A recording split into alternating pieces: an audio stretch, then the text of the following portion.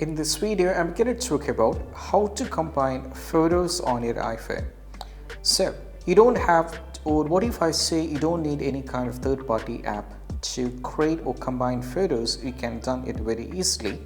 And what you need to do is, first of all, you have to go over here to like this. Sorry, not like that. You have to do like this. Now from here, you have to search here for shortcut. Just search here for the shortcut. And some of you might already familiar with this, and if you're doing this for the first time, just search it for the shortcut and click on this one.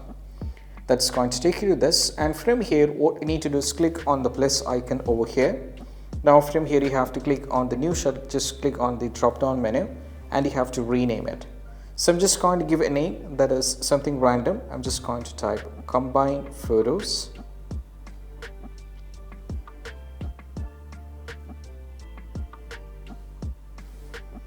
Right, and once you're done with this one, you have to click on the tick mark over here. So it is created as combined photos. And now we have to go to the search action. Now we need to type here for select photos. Just search like this, click on select photos. Now from here you have to click on this one and make sure that you have to turn on multiple, right? So that means you are selecting multiple photos. And once you're done with this one, you have done this, you have to go over here. Next thing, I need to type combine because I'm going to combine all these kind of photos together. Go for combined images and I have created it. Now if you click on the horizontally over here, you can either keep it on horizontal. If you want this on vertically, you can click on this, and if you need it on the grid, you can just keep on this. So what I'm thinking is I'm just going to keep it as a grid. Now once it is done, you have to go to the search actions once again. Now type here save to photos here. And what you need to do is select save to photos, and right now as you can see, the photos will be saved on the recent. It will be shown on the recent, and once all this kind of things given, you can just go back and it is created. Now new shortcut is created, and what you need to do is you have to click on this once over here like this, so that is taken you to a gallery.